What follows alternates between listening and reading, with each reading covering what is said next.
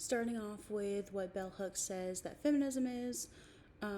At first, we see that Bell Hooks discusses feminism in that the majority of people have their particular opinions about what they believe to be stereotypical or maybe strong opinionated, but they are not people to get close enough to actual feminism in order to see the true reality, rather than they get their information elsewhere. As well, the whole basis of sexism is relying on the fact that society runs on patriarchal values and standards, and it creates more dichotomies between men and women and more expectations, as well as putting men or masculinity in a superior ideology and femininity as its inferior. All of that to say that feminism is the movement aimed at dismantling sexism and approaching patriarchy as action for both men and women to take in order to change society. Hooks discusses that feminism is a movement to change sexism and oppression. She makes a point that the problem in society is the concept of sexism itself and not just men. It's discussing that putting on an expected gender roles starting at birth is just naturally accepted because of the cycle of these norms, and feminism is an attempt in order to process and fix some of these institutionalized sexism of the patriarchal society that we currently have in today's world. In the real world, we see things like the Me Too movement. It benefits everyone when discussing institutionalized sexism and how sexual harassment is more normalized than it should be and often has very little consequences. Men and women, or men in power, often take advantage of vulnerable people, and this is a movement made to shine a light on those issues. As well, lately there has been more talk about reproductive justice and control over women's bodies because, in comparison to men, we don't attempt to change or control their bodies and what they do with it. But when it comes to women, there's definitely a double standard of expectations and opinions of what a woman should do. Moving on to the next one, as far as what's lost when we essentialize. In this approach, it's assumed that men and women shared a fixed set of their it's set in stone with their presence. It's assumed in the 1970s that the majority of women all shared the same life experiences. The feminists thought that there was equal struggles and goals and that they all had the same way of thinking and processing. However, this part is harmful because it silences and creates differences with women with varying experiences and walks of life. Being that this ideology of everyone fitting the same mold, so to speak, made it hard for those who didn't fit into the same boxes. Everybody else, for example, with poor women, immigrant women, women of color, LGBTQ people, all of those didn't get representation like how the privileged women did. There's this expectation for women to have children when they want to be child-free. They're marginalized and made to feel less feminine and less like women. And this also applies to male roles where they are expected to be a provider, and which legitimizes men who want to be a father and have a caretaking role. It's suggested in the text that these marginalized women are critical of feminism, and feminism applies to a particular group of women and particularly benefits white, heterosexual, middle class, and well-educated women that have these opportunities that other groups of women don't. It's not a one-size-fits-all scenario. In our society, just because it's so patriarchal coded, it's been rooted in the system of how the world works, and for so long, even men who know that the patriarchal system is wrong still passively support male domination, even when they know it's not in their hearts and mind, because giving up these patriarchal benefits ends up being too costly, and that's where feminism comes to importance, being that it brings both men and women in order to change these roles that are so ingrained with how we work in a society. In today's modern world, the majority of the time when we see discussions about feminism, and lately there's been a lot of political talk, like I said, about the reproductive rights and abortion access, it's believed that these main issue applies to all women, and it does apply to the majority of sense. However, the women of color, those immigrant women, they don't fit that standard type of being a woman and face more issues and problems with getting adequate health care even to begin with. And then for the women that don't fit this description of a standard, these women are either somewhat forced to assimilate to what society thinks they should do, look like, or feel, or whatever, and then they're no longer seen as equal in comparison to the groups that do fit the idealized stereotypes and expectations. There's especially more discussion because these groups are prone to be talked into forced sterilization at times. Even we see with men, they also have expected gender norms, as discussed before. There's these ideas that they should fit into the role that society thinks is ideal or acceptable for them, even though this does not apply to every man. Then moving on to why women began challenging the essentialist view.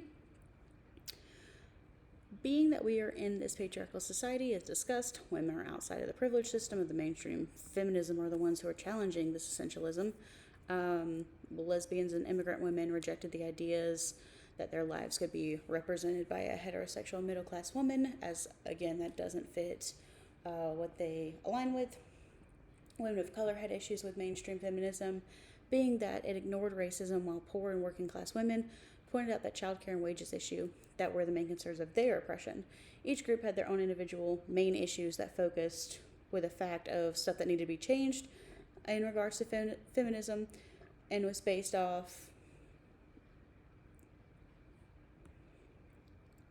it didn't align with what the mainstream feminism was of the white well-off women.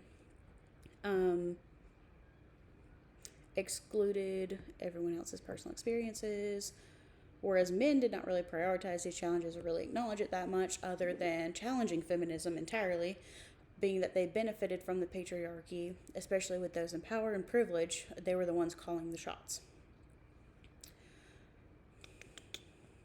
In the text, it shows that marginalized women criticized feminism, being that feminism only benefited a certain group of women. This particular group of women were white women, heterosexual women, and the well-educated ones, like I said. It's a very small ratio compared to all of the other marginalized women, which were not included in their experience and voices, and so that obviously was an issue. We see in the other text, it discusses that even though a man may not agree or think about the patriarchal society, it's whether intentionally or non-intentionally, they give in to the patriarchy and those expectations because it's so well rooted within our system. And simply, it stands behind the fact that men benefit from the way of how society is set up, keeping them at these levels of power and discrimination. And so keeping it at that level limits change. As an example, in real life, we saw that many working class women want shorter hours and childcare support rather than shooting for the goal of corporate careers with past trends of history. And even with today's world, that's still a continuous issue, but the issue that's more seen today is unpaid care work. There's issues with maternity leave at times. Women are ultimately forced between the roles of motherhood and being a working woman if they decide to pursue their own corporate careers, and they're not put into a position of having to face expectations. They really can't win either way, because someone's always going to have something to say. And then moving on to Kimmel, sociologists discuss that institutions are gendered, being that is just simply how our world has structured rules and expectations that apply to many different spaces that we accompany in the real world, whether it's the institutions of schools, workplace, politics, the way how our families are. It assumes and reinforces these gender roles and expectations, and therefore gender equality. By the sole definition of gender, it is the differences in these roles and expectations which set them apart. And the whole premise of an institution is the structured thing in which these rules and guidance, and there's a system of how to do things. So it enforces these ideas and continues the cycle of how people adapt to their behavior to fit into these expectations, which again reinforces these ideas of gender equality and expectations that were before them and continue to be forever in time. Kimmel discusses that these gender normative standards are created by institutions and are the reason of how the cycle proceeds to continue. These gender roles and norms or expectations have always been followed. If they were not followed, there would be a disruption. We see this in the medical system, where doctors are working 80 to 90 hours a week without any concern for family obligations or for maternity or caregiving, which centers around accommodating for a man's life and their expected gender roles and expectations.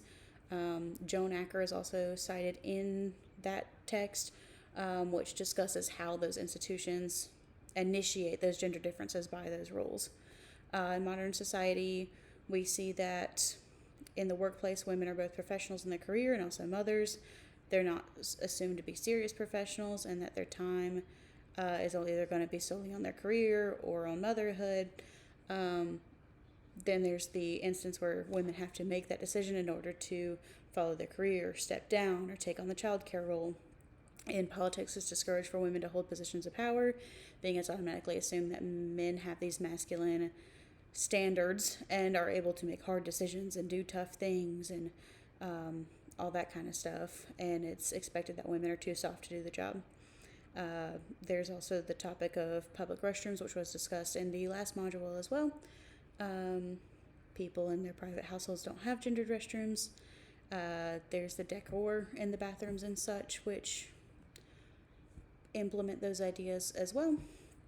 And yeah, that's all.